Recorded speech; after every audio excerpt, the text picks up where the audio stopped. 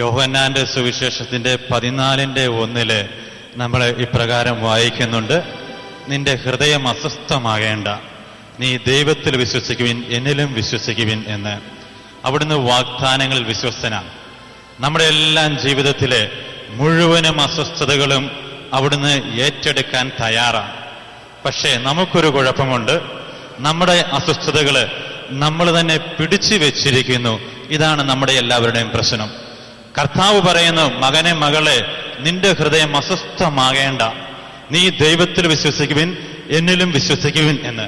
പക്ഷേ നമ്മള് നമ്മുടെ പരാജയം, ജീവിതത്തിന്റെ ഭാരങ്ങള്, ജീവിതത്തിന്റെ ദുഃഖങ്ങള്, രോഗത്തിന്റെ പീഡകള്, സാമ്പത്തിക തകർച്ചകള്, പാപം നിമിത്തം നമുക്കുണ്ടായ ചില വേദനകള്, അത് നിമിത്തമുണ്ടായ ചില ശാപങ്ങള്, ഇതെല്ലാം നമ്മൾ സ്വയം പിടിച്ചു വെച്ചിരിക്കുന്നത് കൊണ്ട് എനിക്കും നിങ്ങൾക്കും കർത്താവായ യേശുതമ്പുരാൻ വാഗ്ദാനം ചെയ്തിരിക്കുന്ന ആ സന്തോഷം, ആ സമാധാനം, ആ കൃപയ്ക്കുമേല് കൃപ പലപ്പോഴും നമുക്ക് സ്വീകരിക്കുന്നതിന് നമ്മുടെ വ്യക്തിത്വം തന്നെ പലപ്പോഴും ഒരു തടസ്സമാണ്.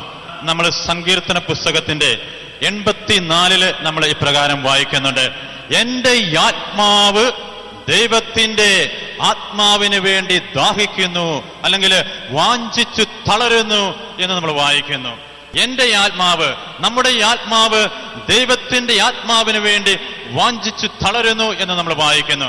പുറപ്പാടിന്റെ പുസ്തകത്തിൽ നമ്മൾ ഇപ്രകാരം വായിക്കുന്നുണ്ട്: നിങ്ങൾ ദൈവമായ കർത്താവിനെ ആരാധിക്കണം, അപ്പോൾ നിന്റെ ഭക്ഷ്യവും പാനീയവും ഞാൻ ആശീർവദിക്കും, നിന്നിലെ രോഗത്തെയും രോഗാണുക്കളെയും ഞാൻ നിർമ്മാർജ്ജനം ചെയ്യും, നിന്റെ ദേശത്ത് നിന്റെ ഭവനത്തിലോ ഗർഭഛിദ്രമോ വന്ധ്യതയോ സംഭവിക്കത്തില്ല, നിന്റെ ആയുസ് ഞാൻ നീട്ടിത്തരും.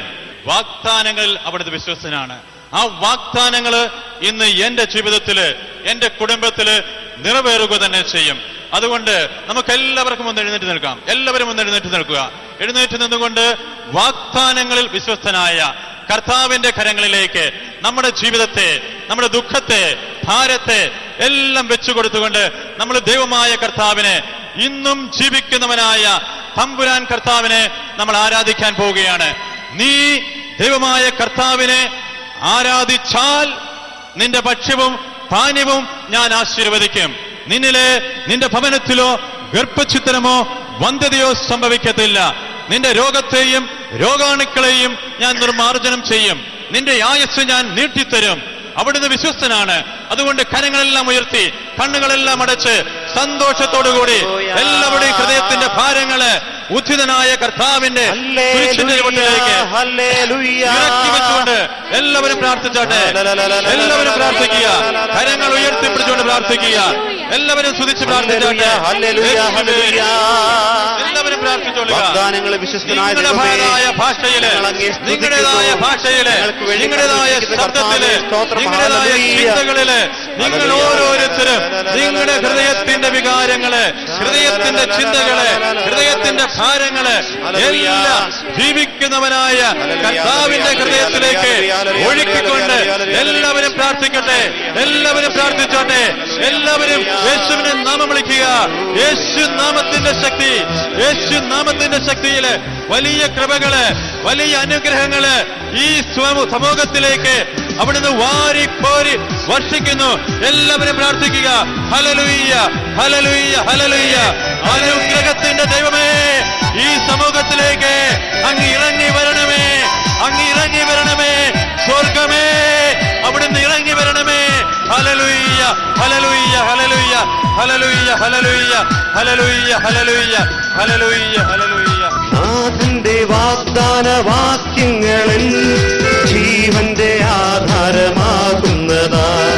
കൈയുയർത്തി ഞാൻ, കൈയടിച്ചു ഞാൻ, 1000 സ്തോത്രങ്ങളാലപിക്കും. കൈയുയർത്തി ഞാൻ, കൈയടിച്ചു ഞാൻ, 1000 സ്തോത്രങ്ങളാലപിക്കും. ജീവന്റെ ആധാരമാകുന്നതാ. കൈയുയർത്തി ഞാൻ, കൈയടിച്ചു ഞാൻ, 1000 സ്തോത്രങ്ങളാലപിക്കും. കൈയുയർത്തി ഞാൻ, കൈയടിച്ചു ഞാൻ, 1000 സ്തോത്രങ്ങളാ ചേർന്ന് പാടാം. നാഥന്റെ വാഗ്ദാന വാക്യങ്ങളിൽ ജീവന്റെ ആധാരമാകുന്നതാ. കൈയുയർത്തി ഞാൻ കൈയടിച്ചു ഞാൻ 1000 സ്തോത്രങ്ങളാലപിക്കും. കൈയുയർത്തി ഞാൻ കൈയടിച്ചു ഞാൻ 1000 സ്തോത്രങ്ങളാലപിക്കും.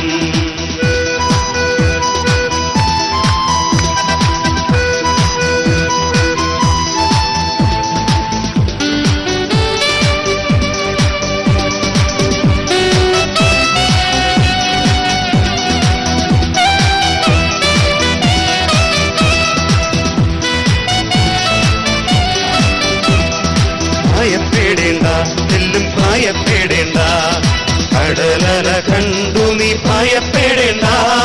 ഭയപ്പെടേണ്ട, എല്ലും ഭയപ്പെടേണ്ട, കടലല കണ്ടു നീ ഭയപ്പെടേണ്ട. കടലിനെ കാറ്റിനെ ശാസിക്കുവാൻ കഴിവുള്ള ഞാൻ നിന്റെ നാഥനല്ലേ. കടലിനെ കാറ്റിനെ ശാസിക്കുവാൻ കഴിവുള്ള ഞാൻ നിന്റെ നാഥനല്ലേ.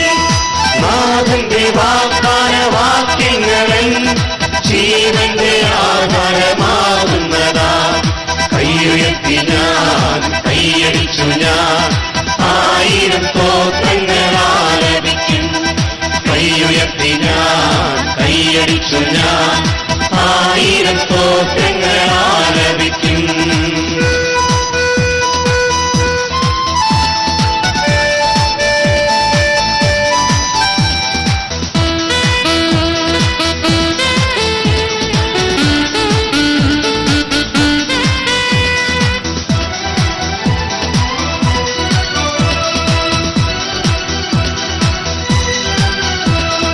മരണത്തെ രോഗത്തെ ഭയപ്പെടേണ്ട, മരണത്തെ ജയിച്ച ഞാൻ ജയം തരില്ലേ.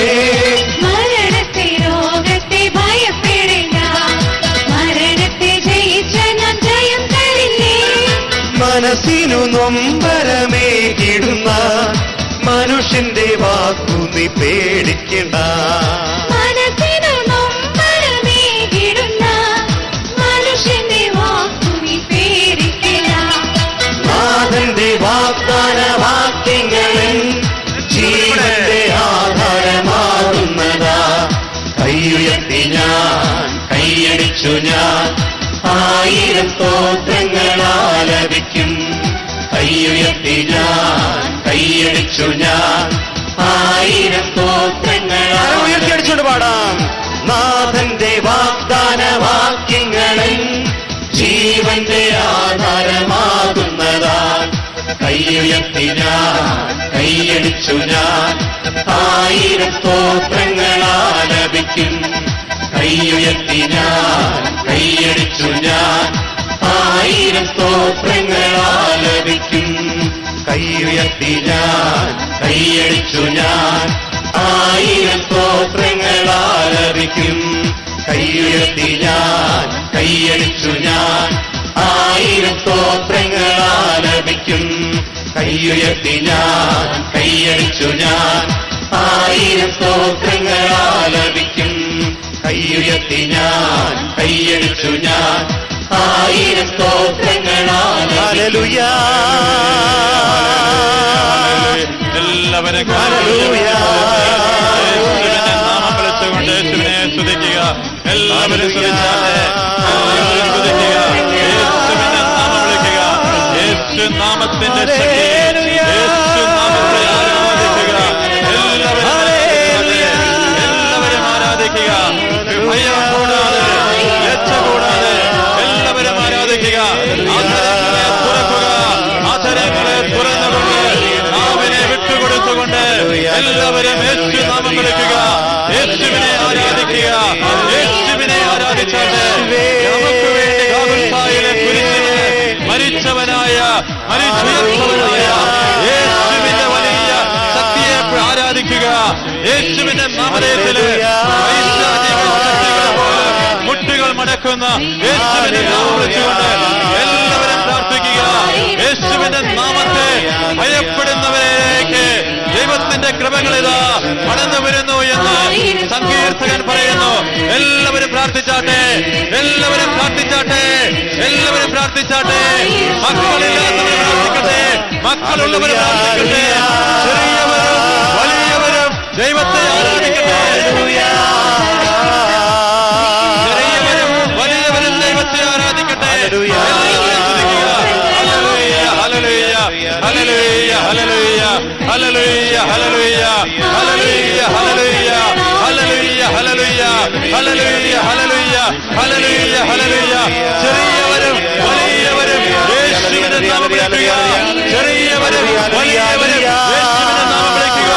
വിദ്യാഭ്യാസമുള്ളവരും വിദ്യാഭ്യാസമില്ലാത്തവരും യേശുവിന്റെ നാമം വിളിക്കുക. എല്ലാവരും വിളിക്കട്ടെ. ഹൃദയത്തിലേക്ക് ദൈവത്തെ വിളിക്കുക. എല്ലാവരും വിളിക്കുക. യേശുവേ നന്ദി പറയുന്നു, ദൈവമേ നന്ദി പറയുന്നു. ഹല്ലേലൂയ, ഹല്ലേലൂയ, ഹല്ലേലൂയ, ഹല്ലേലൂയ, ഹല്ലേലൂയ, ഹല്ലേലൂയ, ഹല്ലേലൂയ, ഹല്ലേലൂയ, ഹല്ലേലൂയ. വചനം സ്വീകരിക്കണമെങ്കിൽ കാണാൻ കാത്തിരിക്കണം, കേൾക്കാൻ കാതോർക്കണം, കീഴടങ്ങാൻ ഹൃദയം തുറക്കണം. What you have is a gift from God, and what you become is a gift back to God. കർത്താവിനെ ഗർഭം ധരിക്കുന്നവനാണ് ക്രിസ്ത്യാനി, കർത്താവിനെ പ്രസവിക്കുന്നവനാണ് ക്രിസ്ത്യാനി. യഹോവയ്ക്കായി കാത്തുകാത്തല്ലോ, അവനങ്കലേക്കു ചാഞ്ഞു കേട്ടല്ലോ.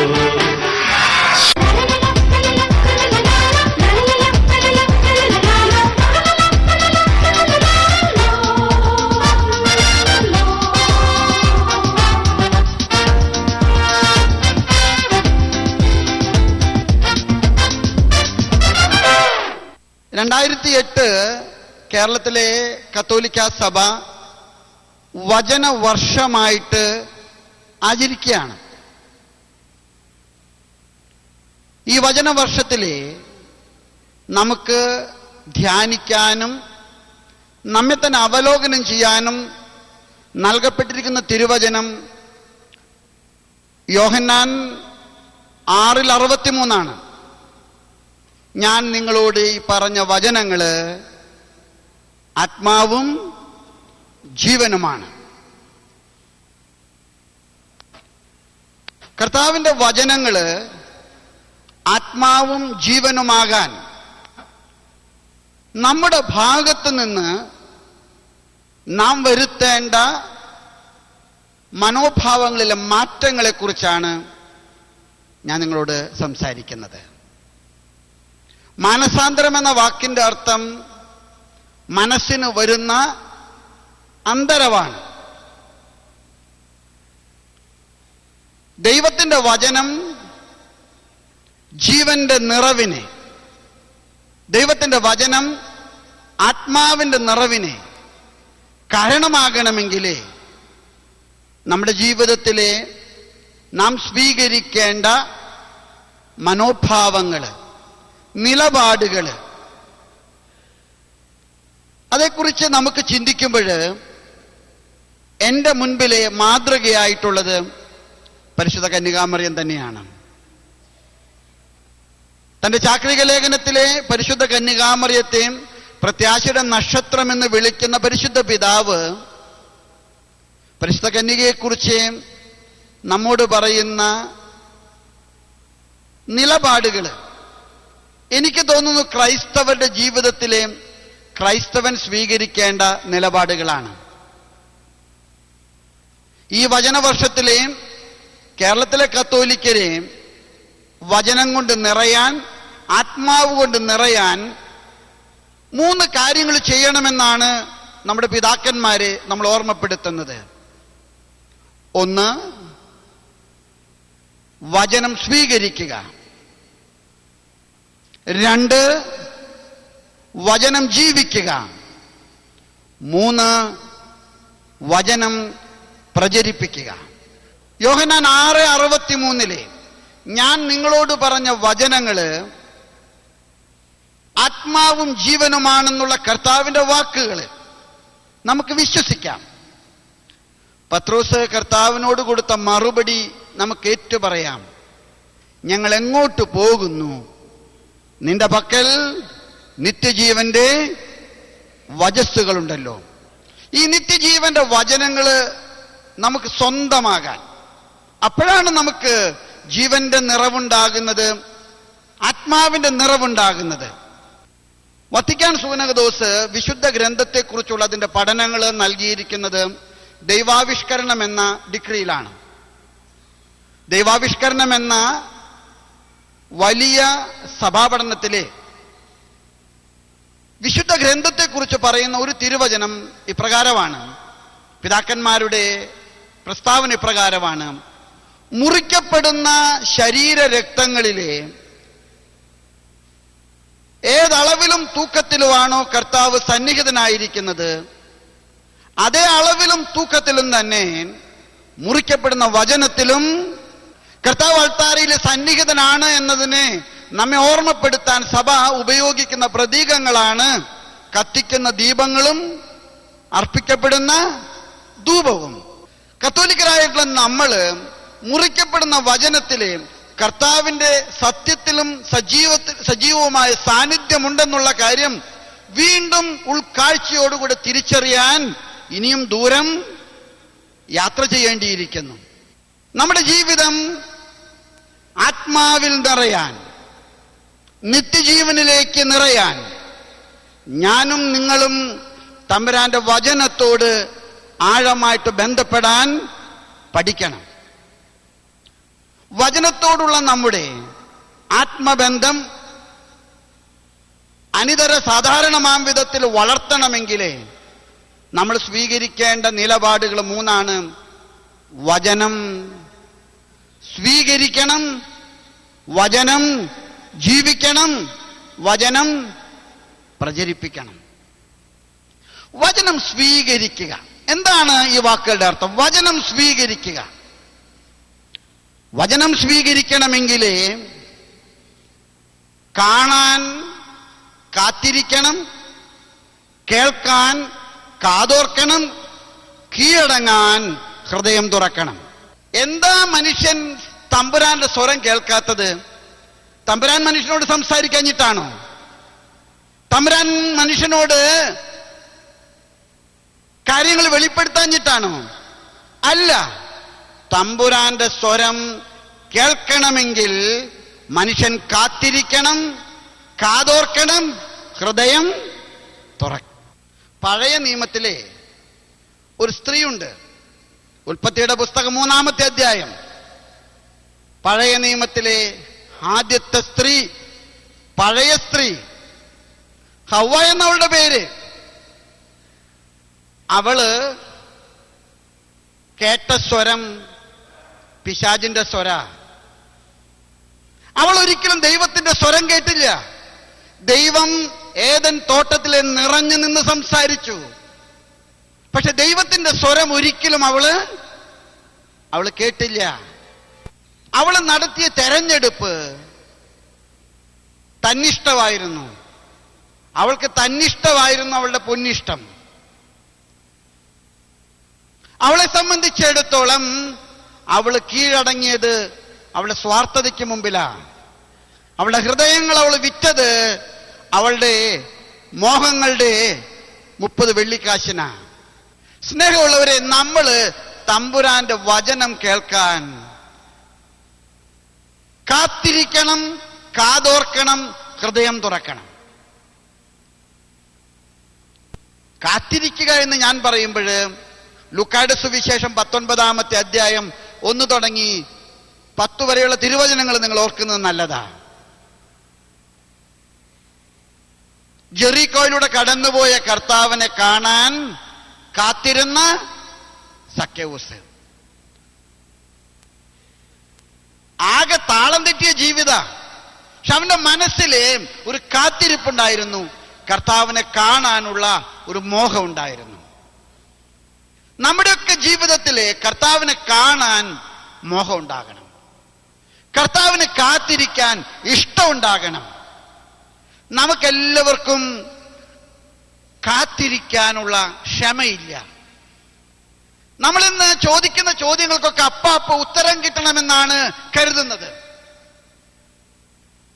ജെറീക്കോയിലൂടെ കർത്താവ് കടന്നു പോകുന്ന ദിവസം വരെ കർത്താവിനെ കാണാൻ മോഹിച്ച് കാത്തിരുന്ന സക്കേവൂസിനാണ് കർത്താവിനെ കാണാൻ കഴിഞ്ഞത്. കർത്താവ് കടന്നു പോകുന്നത് വരെ നമ്മുടെ ജീവിതത്തില് കർത്താവിന് വേണ്ടി കാത്തിരിക്കാനുള്ള താല്പര്യം നമുക്കുണ്ടാകണം. കർത്താവിന് വേണ്ടി കാത്തിരിക്കുക. പഴയ നിയമത്തിലെ സാമുവേലിന്റെ പുസ്തകത്തിലെ 3-ാമത്തെ അധ്യായത്തിലെ സാമുവേലിനെ തമ്പുരാൻ വിളിക്കുന്ന രംഗമുണ്ട്.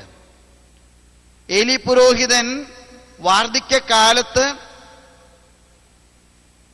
തന്റെ ഉത്തരവാദിത്തങ്ങൾ സ്വന്തമായിട്ട് നിർവഹിക്കാൻ കഴിവില്ലാത്തത് കൊണ്ട് തന്റെ വീട്ടിലെ തനിക്ക് സഹായിയായിട്ട് നിർത്തിയ ഇടയച്ചെറുക്കനായിരുന്നു സാമുവേല്. രാത്രി ഉറങ്ങുമ്പോൾ സാമുവേല് വിളിക്കുന്ന സ്വരം കേട്ടു, സാമുവേൽ സാമുവേൽ. ഏലി പ്രവാചകന്റെ പക്കൽ ചെന്ന് സാമുവേൽ പറഞ്ഞു, എന്നെ വിളിച്ചുവോ? 2 പ്രാവശ്യം ഇതാവർത്തിച്ചപ്പോഴ് ഏലി പുരോഹിതൻ പറഞ്ഞു, നിന്നെ വിളിക്കുന്നത് യഹോവയായ കർത്താവാണ്. നിന്നെ വിളിക്കുന്നത് യഹോവയായ കർത്താവാണ്. അതുകൊണ്ട് തന്നെ നീ ഇനി വിളിക്കുമ്പോൾ കരങ്ങൾ ഉയർത്തി കാതുകൾ കൂർപ്പിച്ചുകൊണ്ട് ദൈവമായ യഹോവയോട് ചോദിക്കണം, സാമുവേൽ ഇതാ കാത്തു നിൽക്കുന്നു, നാദാ സംസാരിച്ചാലും. സാമുവേൽ കാത്തു നിൽക്കുന്നു, നാദാ സംസാരിച്ചാലും. സ്നേഹമുള്ളവരെ, നമ്മുടെ ജീവിതത്തിലെ കർത്താവിനെ കേൾക്കാൻ കാതോർക്കണം. നമ്മുടെ വ്യത്യസ്ത പ്രതിസന്ധികളിലെ പ്രശ്നസങ്കീർണമായ ജീവിതത്തിന്റെ നിരാശ പിടിച്ച താഴ്വരകളിലെ കർത്താവ് നമ്മളോട് സംസാരിക്കുന്നുണ്ട്. അത് കേൾക്കാൻ നമ്മൾ കാതോർത്ത് കരങ്ങൾ ഉയർത്തി പ്രാർത്ഥിക്കണം. നീ ചെവി ചായ്ച്ചാൽ നിന്നോട് ഞാൻ സംസാരിക്കും. നീ എന്നോട് ചെവി ചായ്ച്ചാൽ ഞാൻ നിന്നോട് ഉത്തരം കിട്ടാത്ത ഒരു പ്രശ്നവും ഈ ലോകത്തിലില്ല. പരിഹരിക്കാൻ പറ്റാത്ത ഒരു പ്രതിസന്ധിയും ഈ ലോകത്തിലില്ല. പക്ഷേ എന്റെ സ്വരം കാതോർക്കാൻ നിനക്ക് സന്മനസ്സുണ്ടാകണം. എന്റെ സ്വരത്തിന് വേണ്ടി കാത്തിരിക്കാൻ നിനക്ക് ക്ഷമയുണ്ടാകണം. മാത്രം പോരാ, കീഴടങ്ങാനുള്ള ഹൃദയത്തിന്റെ താല്പര്യം. പഴയ നിയമത്തിലെ സ്ത്രീയെക്കുറിച്ച് ഞാൻ നിങ്ങളോട് പറഞ്ഞു. പുതിയ നിയമത്തിൽ ഒരു സ്ത്രീയുണ്ട്. അവള് കാതോർത്തവളാ, അവള് കാത്തിരുന്നവളാ, അവള് കീഴടങ്ങിയവളാ. അവള് പറഞ്ഞു, ഇതാ കർത്താവിന്റെ ദാസി, ഇതാ കർത്താവിന്റെ ദാസി, നിന്റെ വാക്കുപോലെ എന്നിലെ സംഭവിക്കട്ടെ. പഴയ സ്ത്രീ കേട്ടത് മരണത്തിന്റെ വൃത്താന്തമാണെങ്കിലേ പുതിയ സ്ത്രീ കേട്ടത് ജീവന്റെ മംഗളവാർത്തയാണ്. പഴയ സ്ത്രീ കേട്ടത് മരണത്തിന്റെ ദുരന്തമാണ്, പാപത്തിന്റെ ശാപമാണ്, തലമുറകൾക്ക് പങ്കിട്ടുകൊടുത്ത ശാപത്തിന്റെ സമ്പത്താണ് അവൾ വിലയ്ക്ക് വാങ്ങിയത്. എങ്കിലേ പുതിയ നിയമത്തിലെ സ്ത്രീ വിലയ്ക്ക് വാങ്ങിയത് ജീവന്റെ മംഗളവാർത്തയാണ്. ഇതാ കർത്താവിന്റെ ദാസി, നിന്റെ വാക്കുപോലെ എന്നിൽ സംഭവിക്കട്ടെ. അതുകൊണ്ട് വചനം സ്വീകരിക്കാൻ നമുക്ക് ജീവിതത്തിലെ ആന്തരികമായ നിലപാടുണ്ടാകണം. സ്നേഹമുള്ളവരെ, ഫുൾട്ടൻ ജീഷ്യൻ ഈ കാലഘട്ടത്തിലെ ഏറ്റവും കൂടുതൽ അറിയപ്പെടുന്ന വാഗ്മിയാണ്. അദ്ദേഹം എപ്പോഴും പറയാറുണ്ട്, തമ്പുരാന്റെ തരംഗവീതികൾക്ക് വേണ്ടി മനുഷ്യന്റെ ഹൃദയങ്ങളുടെ സ്വിച്ചുകൾ ഓണാക്കട്ടെ. വചനം ആത്മാവിൽ നിറയാനും ജീവിതത്തിൽ നിറയാനും നമ്മൾ ചെയ്യേണ്ട രണ്ടാമത്തെ നിലപാട്, വചനം ജീവിക്കണം. വചനം ജീവിക്കാൻ നമ്മൾ വിളിക്കപ്പെട്ടിരിക്കുന്നു. പരിശുദ്ധ കന്യകാമറിയത്തെക്കുറിച്ച്, സ്വന്തം അമ്മയെക്കുറിച്ച് യേശുവിന് ഒന്നേ പറയാനുണ്ടായിരുന്നുള്ളൂ: അവൾ വചനം കേട്ടവളും വചനം ജീവിച്ചവളുമാണ്. വചനം കേട്ടവള് മാത്രമല്ല, അവള് വചനം ജീവിച്ചവളാണ്. ആരാണ് എൻ്റെ അമ്മ? ദൈവത്തിന്റെ വചനം കേട്ടവള്, ദൈവത്തിന്റെ വചനത്തിന് കീഴടങ്ങിയവള്, അവളാണ് എൻ്റെ അമ്മ. സ്നേഹമുള്ളവരെയും, വചനം നമുക്ക് നൽകപ്പെട്ടിരിക്കുന്നത് ജീവിക്കാനുള്ളതാണ്.